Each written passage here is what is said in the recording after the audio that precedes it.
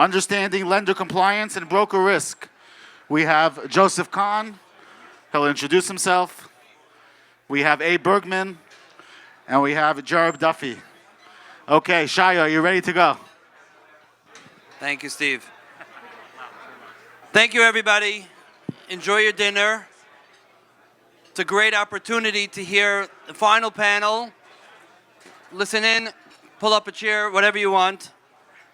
It's actually interesting for me to be standing here with Abe Bergman again. We sat here about 20 years ago, before it looked like this, to finance this building. And the rules that applied then still apply now. They need to be reminded, they need to be discussed. We have a very important panel here, a very important conversation. I appreciate everybody coming. Joseph, take it away. Thank you very much, Shia. So my name is Joseph Kahn, for those who don't know us. I have a company called Vision RE. We're a realty advisory firm, and we really work on every side of the table, besides for, I guess, on the broker side of the table. So you might be asking, why am I sitting here today about to introduce Jared, about to introduce Abe? It's because I told Chaim when we met up at Krepsi that we must have this panel here, and I guess I got stuck with the job of moderating it. So with that as an introduction, I'd like to introduce Jared Duffy to all of you. You might not know him for his work, but a lot of you have had work of his related to what you do as a broker on a daily basis. Thank you very much, Joseph. I'd like to thank everybody from the RE Summit for inviting me, especially Shia and Chaim. And I'm very pleased to be here today with Abe Bergman and also with Joseph. I'm a partner at Hogan Lovells, a law firm. I'm based in Washington, D.C. My background is, for most of my career, I was at the U.S. Department of Justice, where I investigated and prosecuted large-scale commercial lending fraud cases, and I tried them to verdict. I did prosecute several of FHFA's largest criminal cases. In private practice, I focus on white-collar matters, regulatory defense, and compliance, with a specialty in real estate finance. I represent large lenders, others in the real estate finance and financial services space, and developers in connection with fraud investigations, compliance, and regulatory issues related to the agencies and other government agencies. So with that said, thank you very much. Abe? Thank you, Jared. I'm happy to be on a panel together with you. We've done some work together as well. Many of you here know me. My name is Abe Bergman. I don't have as detailed career as Jared or Joseph does, because 26 years ago I started as a mortgage broker, and 26 years later that's what I'm still doing. I'll let you know in a couple of years how it's going. Shia, you did mention that 20-something years ago we sat here. There was no roof, there was no ballrooms, and we financed this property.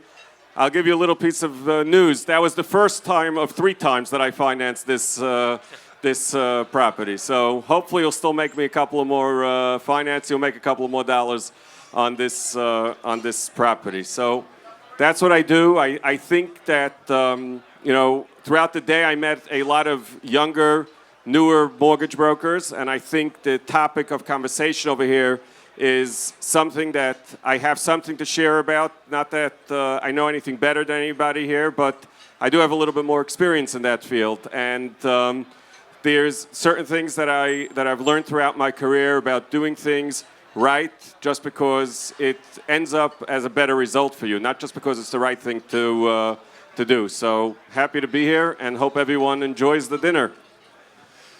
So Jared and Abe, the first question that we have here tonight, and it's something that I think is a little bit interesting that we're discussing today, and it's not a conversation that we would have been having 2.5 years ago at a public forum, and I think it's such a very important conversation. Brokers sit in the middle of a transaction, right? They're not the borrower, they're not the lender, they're sitting there in the middle. And as I've told people 1,000 times, that until the world ends, there always will be a need for brokers, and brokers are not going anywhere. So the question is, brokers, what responsibility when it comes to integrity and validity of information that they're providing do they have? What legal responsibilities, what ethical responsibilities do brokers have? And when should brokers themselves, when they get a piece of information And I do due diligence for a living, and a lot of times we see something and we're like, it's not right. And a broker will tell us, well, that's what the guy told me. Is that the right response, or what is a broker's ethical responsibility on a loan when he's going to issue it? Yeah, Abe, you should start because this is your world. Okay. So on a simple level, it's not my responsibility. The client told it to me. But let's now get realistic. The reality is, first of all, let's start with what's the right thing to do. Obviously, the right thing to do is if you know something doesn't add up, is just to speak up. But let's leave the right thing to do outside the door for a moment. The reality is that if you have a client that is a bad actor, you may get a deal closed, you may make a fee, you may get a transaction closed, 2 transactions. I can almost guarantee you, down the road, it's going to cost you a lot more than you made on that transaction. Because the banker is going to come back to you and say, hey, you bought us a bad deal, and maybe you did nothing wrong, but we don't want to deal with people who deal with bad people, and now you lost a lending source. Or maybe it could be worse than that. I'm not a lawyer, I'm not a criminal attorney, but there are certain situations, if you knew information that you didn't share with the lender, you could be just as liable as the sponsor himself. So end of the day, it might, if you're looking to close a transaction, if that's your sole target, your sole goal, go ahead, close it and hope for the best. You're looking to build a business, you're looking for a future, it's not worth that 1 transaction. It's not worth 2 transactions. And if you play the long game, dealing with good borrowers, good sponsors, and doing what's right. Now sometimes, and then I'll turn it over to Jared, sometimes you don't know if something's right or not. Disclose it. We have a motto in the office, know something, say something, right? They see something, say something. But we go with that. If you know something and you're not sure if that is good, bad, or indifferent, then you disclose it to the lender you're dealing with in writing, and then you're protected. Before Jared starts, that in writing, we're going to come back to in a few minutes, but I think it's a very important topic to discuss in a minute. Jared, you were a former prosecutor.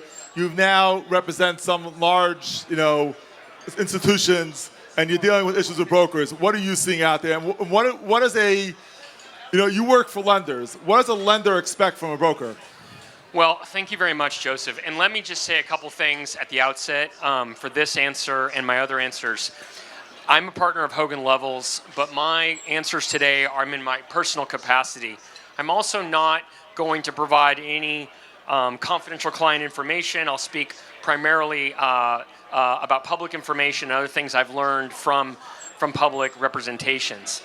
Let me start off with that question by saying that I represent brokers, I've represented developers, I represent people at this conference. And unfortunately, that is oftentimes in the capacity of clients who have found themselves in a suspension status or have found themselves on the receiving end of the consequences of a loan that has not gone well. And that can include a regulatory investigation or a criminal investigation. And if you work in this space, it is something that you should be aware of. So coming back to your question, Joseph, it's not so much, from my perspective, on what is broker's responsibility. It's what are the consequences that can befall a developer or a broker. And those consequences are very real. They can mean that you will probably not be coming back to this conference because you will not be working in this space. And that could be because of the actions of others, of your potential clients, or perhaps those that you're in a deal with, and their actions that took place that you are not aware of. So the kinds of things that I recommend in general are transparency, which is something we've already talked about, document management practices, having an internal compliance framework, even if you work at a small business or you have a medium-sized business. What are your policies and procedures with respect to key documents and document management and document maintenance? Where do you get your information? Is it at property level source information, or is it from somebody else? Or is it because it was just shared with you? And what do you do with respect to an audit trail? I'll come back to those questions later if Joseph circles back to them, but there are details behind that. And I would say to everybody here that there's risk inherent in every single deal you do because there are things that take place that you're not aware of. And the ways that you can manage that risk effectively are to maintain documents, to make sure that you are sourcing your information and that you are disclosing to the lender or ultimately to the purchaser of a loan the things that you are aware of, just as Abe said. So that really leads us into our next question. I think it's more of a question for Abe, but I'm actually going to start this question off with Jared. Jared, you represent some very large lenders on a daily basis, and those lenders have hundreds of employees who are brokers. What is the best practices that you recommend? You know, we all have lived through entire shops being shut down because of actions of a few, right? What are you recommending to your clients today to make sure that they stay on the right and don't have that one or two rogue employees that mess up the entire business model that they spent 30 years building? Well, let me, again, my answer will not be in connection with any particular client or client information, but what I will say is when you get involved in a transaction, there are four things you need to think about. Who's your client? What's the property? Do you know the transaction? And do you know the flow of funds? Those are the four things. And I could build that out a little bit in connection with today's conversation. I'll keep it limited.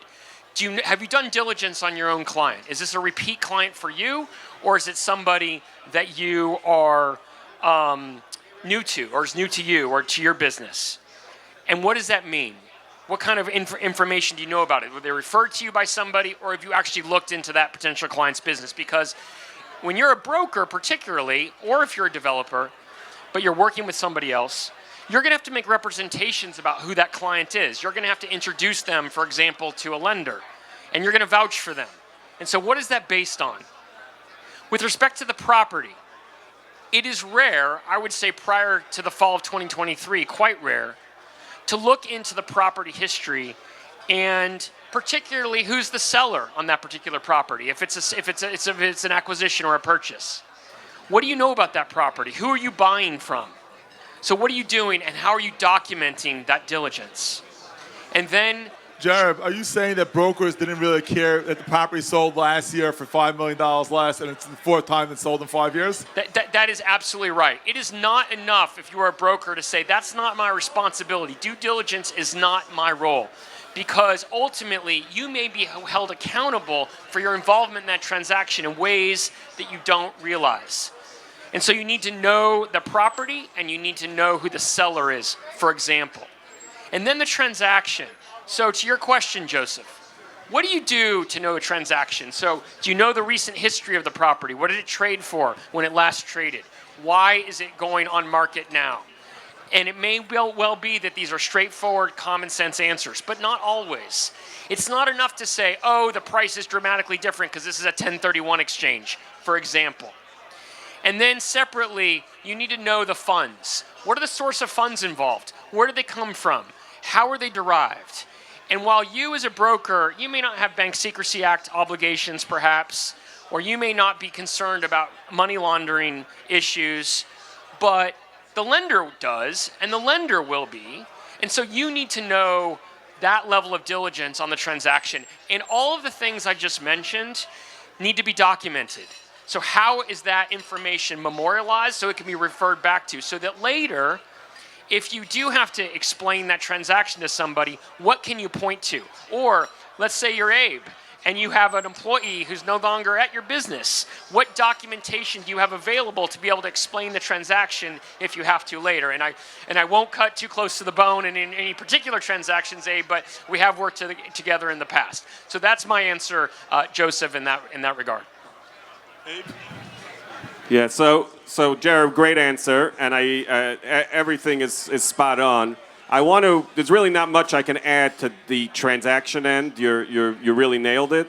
But I want to take it a step back to the mortgage broker, and I've had two people over here at the conference come over to me and talk to me that they have 1 or 2 man shop and they're starting to hire people. And what's your responsibility with that, and how do you deal with that? And it really boils down to the same thing.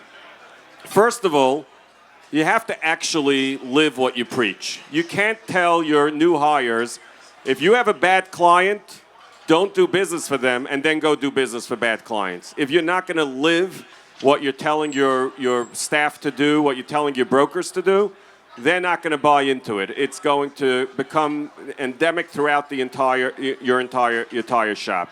And you have to really buy into the fact that it's just not worth it to deal with situations that are not clean cut, that are not worth it, that it's not going to pay off in the long run. Number one. Number two, document, but it's not only about documenting what your client gave you, is make your staff own their documentation. Have a system in place that you have to know who did what. It's two reasons for that. Number one, if there's an issue, you can deal with it and you know who to deal with it. But more importantly, it's a tool to prevent issues because your staff will know that if they try to do something that's just going to get them a fee, they will be held responsible because you know who did what and who's able to do it. So it's documenting the work process throughout your entire, and that's something that we spend a lot of time by us at Eastern, is really documenting who did what and who has ownership for what document and what the process was and be able to track it. And I think the last thing, and this is probably the toughest thing, sometimes you have to make tough decisions in the last minute. And if it's not adding up, all the work was done, money was invested, time was invested, you always have to stay disassociated from the fee connected to the transaction. Is this transaction right for you? And if that answer changes down the road, you gotta take a step back and you gotta be very, very realistic about it. Abe, I think the first time we met in person, we had spoken a bunch of times, over the phone, but the first time we met in person, you were talking to me about a deal that you were at the closing table or the day of the closing, and you told the bank that we don't think you should do this deal, and if you do the deal, we don't want a commission check. And you said it was one of the best decisions you ever made. So, okay, you brought up the story, so I'll go with it. You almost nailed it. I did not want to get sued for defamation at the time. A day before closing of close to $100 million worth of loans, 3 separate transactions, word got out that there was something not right with this client. Whether it was true or not, we didn't know. And I spoke to counsel about how to handle it because I didn't want to get myself in trouble. So, and by the way, have a good attorney, have a good accountant, and consult with them. That's very, very key. And we called up 3 separate lenders, and we told the 3 separate lenders and said, look, we don't know if this is a good deal or not, but we're just letting you know that we are not taking a fee at closing. Now, the lenders got the message, right? We didn't do anything wrong. We told them they can close. We didn't say anything about the client. We just said we're not going to take a fee. And the lenders did not close those 3 transactions. And about 2 weeks later, an indictment came out against this potential client. The lenders called me up afterwards and told me the only reason they're still doing business with me was because of that phone call. So yes, it's not easy because I had a broker who worked those deals. Wasn't my own deals. It was a broker who worked those deals. This client had a sterling reputation up until that point. There was no indication that there was something wrong with the client, and a lot of work went into it. Secretarial staff, underwriting staff, processing staff. There's a lot of work that went into that deal. We were literally a day before closing. And not that I'm that smart, but God was shining on me that day and made me do the right thing. So going back with that story and moving on here, right? Lenders today, it's a very, very different landscape than it was 2.5, 3 years ago. I know ourselves on the diligence side, we've had more and more private lenders approach us, looking to hire us to do a little bit more due diligence, not wanting to only rely on appraisals or PCAs and things like that.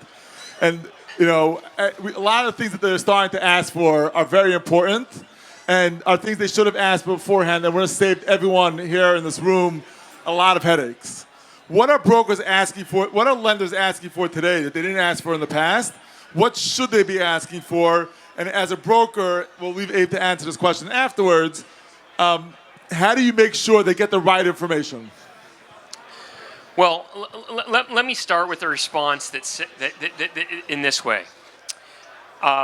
Since the fall of 2023, there have been a series of due diligence requirements in agency executions. Agency executions are approximately 46% or so of multifamily lending, and non-agency executions are the remaining, along with CMBS, bridge, and other products. Those diligence requirements and the things that I'm going to mention are publicly available. The agency's guides, respectively, are online. Updates are online. There have been articles about these things, but they include new appraisal independence rules and communication rules and prohibitions with respect to appraisers. They include new inspection requirements in person. They include liquidity, cash to close, diligence requirements. They include interviews of LEOs, limited experience owners. They include investigations of SREO listings, so statements of real estate owned, investigations of what's listed. They include other property level information that were not there before, and other key document collection.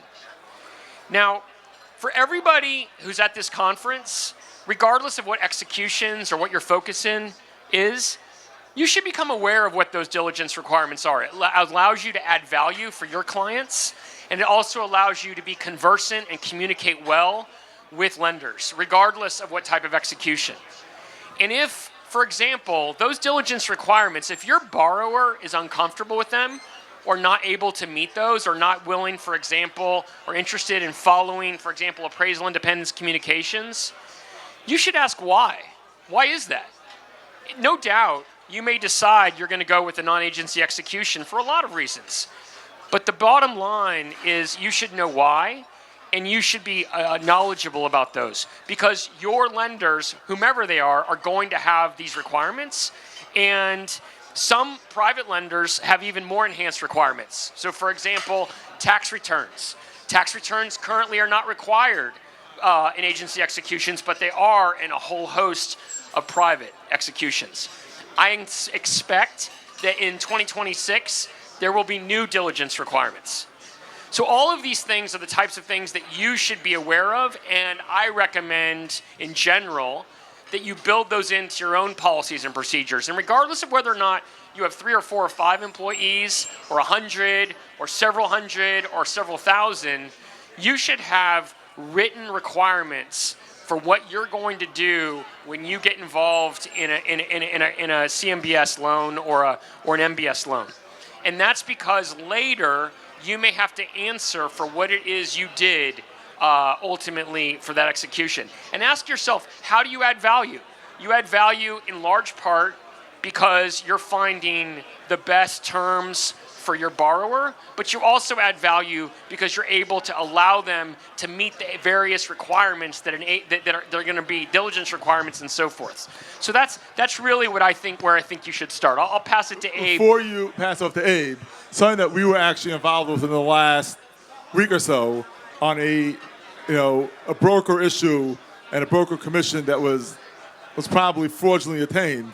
We are starting to see, we were approached by a law firm for assistance on this, a lender who decided they're going back after the broker for the commission, and they plan on suing him not only for the commission, but also for, damages. There is going to come a day where brokers are going to have to start taking some real responsibility, and I see that lenders are going to start asking the brokers, for a little bit more responsibility than they had. Same way the agencies have gone, and obviously we all know what they've done to who they've done it to, and how much trouble they caused them and loss of income. But I do see that I think that one of the biggest outtakes of the last 2 years is that people who thought they had no responsibility woke up to realize they are responsible. Well, I'll just say that if that kind of thing happens, my phone number and email are on my website, so you should give me a call.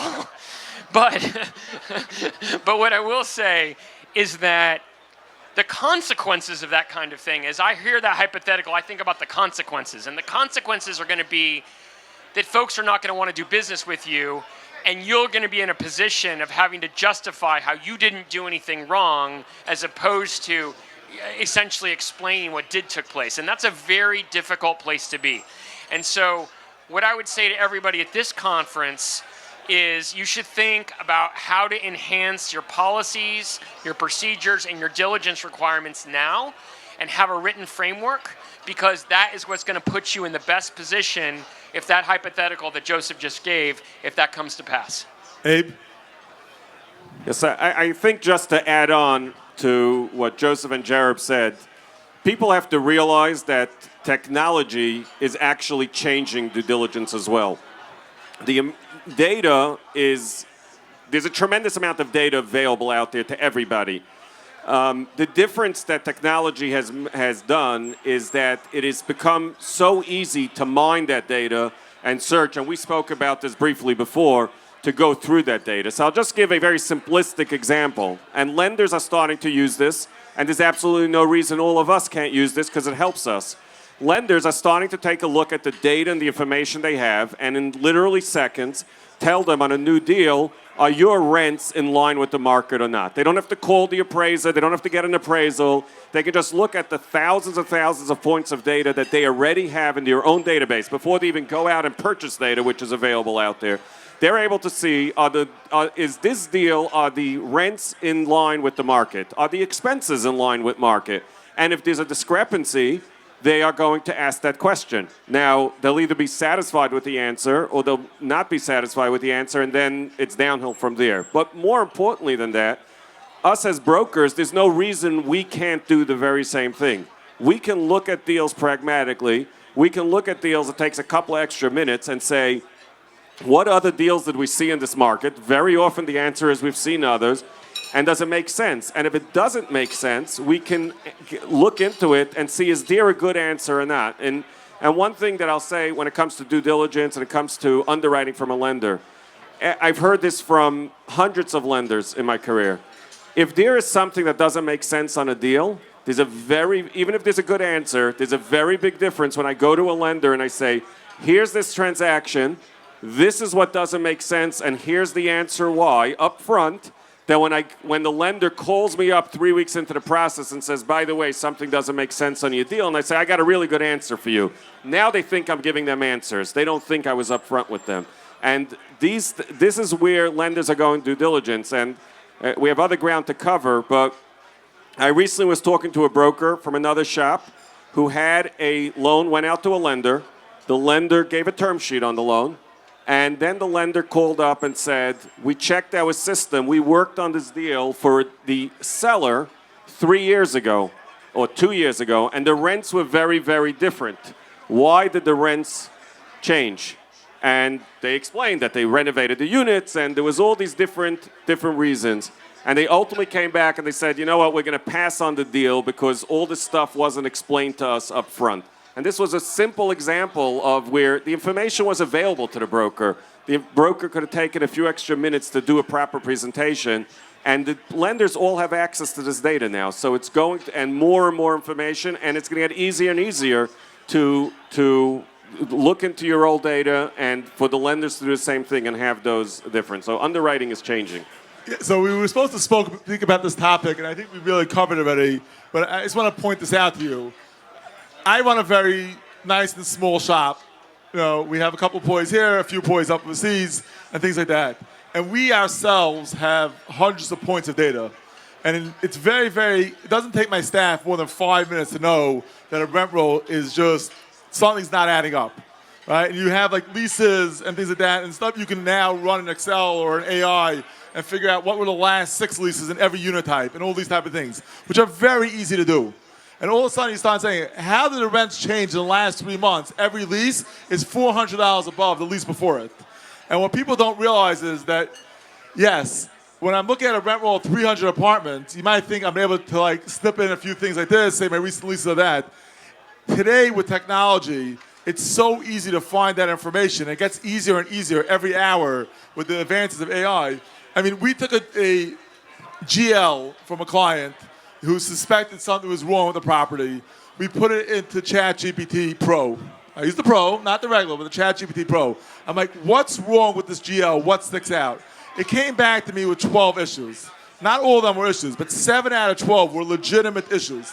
That took the computer 4.5 minutes to figure that out. Now, you're talking about a GL on a property with over 300 units, was probably had 60,000 lines in Excel. It took it 4.5 minutes to come back with 12 issues. Of 7 of them were legitimate issues with the GL. So if you think that it's not going to get easier and easier to catch this stuff, it is. Yes, there always will be fraud, and someone will always figure out a way how to do it.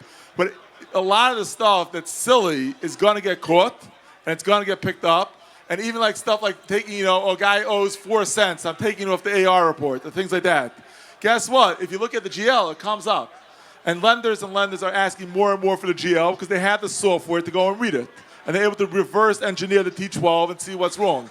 So these are the type of things that you could say, even on a T12, every time I get a T12 today, I punch it into ChatGPT. I'm like, was this manipulated? Is this a regular T12 from a system, one of the systems or not? And guess what? ChatGPT can recognize a T12 from Yardi and a lot of the other systems that people use, and they'll be like, hey, this one looks like it was created from QuickBooks. So these are the type of things that are really changing with technology. Speaking about technology, and this is something that, I think a lot of us here, especially now that use AI to write emails, it's becoming, a little bit less of an issue, but still is a real legitimate issue. I personally, in our, services that we've given to attorneys, and I'm sure Jared and Abe have had this on the thing, you come back and look at a deal from 3 years ago, and now you're starting to look at, you get a subpoena for emails. I can't tell you how many different law firms have hired us to help them review subpoenas and what they're submitting before they submit it for real estate transactions, because most attorneys are not like Jared, and they don't really understand what real estate's all about, and to them it's all Chinese. But what I've seen is, when you see a batch of emails from a broker or from a title company or from someone inside the transaction, a lot of times there's stuff in there that can very, very easily be misunderstood. And I know, Abe, you had to deal with this. I'm sure you guys have gotten plenty of subpoenas. We're not going to talk about any particular one. And Jared, yourself, you've been helping people with this. What are you seeing, and what can you tell people here today that can really save them down the road from a lot of headaches?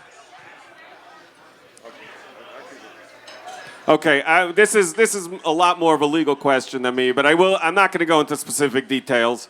I have seen emails that make you cringe because people put stuff into emails that they shouldn't have because they were doing things that they shouldn't have done, and you certainly shouldn't put that into an email. But I think much, much worse than that is how often have I seen emails that can be taken completely out of context and really, really be very hurtful for the person who wrote that email. So remember, these emails are being read 3 or 4 years later. They're not being read in context. They're being, unfortunately, at times, your email might be read by the DA or somebody in the U.S. Attorney's Office. It is possible, hopefully not. Or by a lawyer in an adversarial situation. And emails each one is an individual, and they could be misread. So I can't stress enough how important it is to read your emails, think about what you're writing in your emails, and the truth of the matter is, if you won't write an email, don't say it in person either, but definitely don't put it into an email. I would encourage everybody, and I'm certainly not giving legal advice because I'm not a lawyer, but this is something that we researched, and it's something every person should research. Most of us want to retain all of our emails forever because in 20 years from now, I might want the rent roll from 20 years ago. Number one, you're never going to want that rent roll from 20 years ago because you're going to need a new one. Even from 3 years ago. The reality is we did research on this. We always say, hey, we want to keep information forever because when I need to refinance the deal in 3 years, 4 years, 5 years from now, I'm going to want that information. The reality is it's very little information you're going to want from 5 years ago. Yeah, the copy of the appraisal will be helpful, and that should be in your document storage. But a lot of this stuff is not. And obviously certain parts of the industry is regulated and there is email retention laws when it comes to that, so I'm not giving any advice. But I personally have a friend who's not in the real estate industry who convinced me to look into this and made me make changes because he suffered with $750,000 in legal fees because of a stupid email that was written 4 or 5 years prior to the event that happened. And after that, he went out. Unfortunately, it was too late for that situation and had an email retention policy put into place. There's nothing wrong with an email retention policy as long as it complies with the law. And after a certain amount of time, you delete all those emails that are old. Not because you're doing anything wrong. It doesn't make you do anything wrong. Again, consult with your attorney what you could do, what you can't do, but it's not something wrong. If you have an email retention policy, then 4 years later, two of your clients decide to get into a fight with each other and sue each other, and they sent you a subpoena. You don't have to produce 60,000 emails and spend $10, $20, $30,000 on tech fees for your tech guys to go dig up those emails so you comply with the subpoena, because you don't have it anymore. So this is, people think that an email retention policy means you're trying to hide something. No, it just means you're being prudent. And again, check with your attorney what you're allowed to do, how long you need to keep your emails and all that, because there are laws that pertain to it, but it's definitely something that I would recommend people look into. Before we go on to Jared and discuss the legal side of it, I think something that's also so important, sarcasm in emails, Abe, how's it come back to bite people? Sarcasm in real life is something that I suffer from, and I tried very, very hard to. I've had mentors who pointed it out to me, and I try very, very hard to eliminate it. Oftentimes, it does not come off as people don't get that you're being sarcastic, or people don't understand what you meant to say. It can be hurtful, or it can cost you money. In an email, it's definitely not the place. And I will say that there's one thing that I've worked on myself very, very hard. I'm not perfect. I still have a long way to go. But if I won't say it to you to your face, I try not to write it in an email or a text message. Because if oftentimes we hide behind that screen and we say things that we would not say in person, and because it's easier to yell at somebody in a text message, but you end up regretting it. So I used to do this much more frequently. I've tried very, very hard to change that and try to, and sometimes I'll admit, I sometimes will write an email and then realize that before I click send that I wouldn't say that in person, and I delete the email. So we're all human beings, but it's definitely something that you should all try to do. So going back to Jared, on the legal side of it, with document retention, I know banks and especially some other lenders have rules where they can require, certain shops to give emails without even a subpoena. So why don't you talk a little bit about that, about what people should be saying in emails and how long they should be retaining some of those documents? Well, let me just start by saying that, Abe, $750,000 sounds cheap. So I think you got a discount. No, and it wasn't from me. Let me say this: the real estate finance industry is not really a regulated industry like other regulated industries are, but it's adjacent to regulated industries. So we have here today as a sponsor a large lender. I won't name them. But they have, within that lending business, within their business, they have a number of regulated business lines. And they're required not just to retain emails, but to retain text messages. And if they don't, they're subject, and every single bank is subject to SEC regulation, for example. And they have specific requirements about all messages. That includes WhatsApp, etc. And I anticipate in the not too distant future that that's going to come to the real estate industry in a way that it has never before. So text messages will be not just retained, but subject to production in a way within this industry they have not been before. So that's something that all of you should take to heart and think about. And with respect to emails, what I would recommend in general is that you do have a document retention policy, but more importantly, you think about all the different counterparties that you're dealing with, whether that be a lender, whether that be a broker-dealer, whether that be some other component of the industry, and recognize that those communications will be maintained by others in a way that may be different than how you maintain them. So regardless of what your retention policy is, you and your employees and those at your business should think through what good prophylactic measures are and what training and policies and procedures are you have around communications.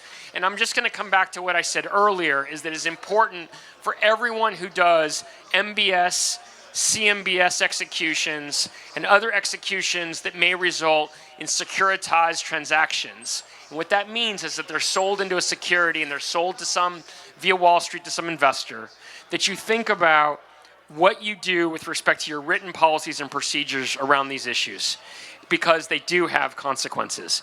And without getting into the substance of particular communications, as Abe has alluded to, it's very important that your employees or those that you work with are careful in their communications, document the things that they do, and make sure that you keep a written record of key documents and maintain key documents, regardless of whether or not they're in emails. Thank you, Jared.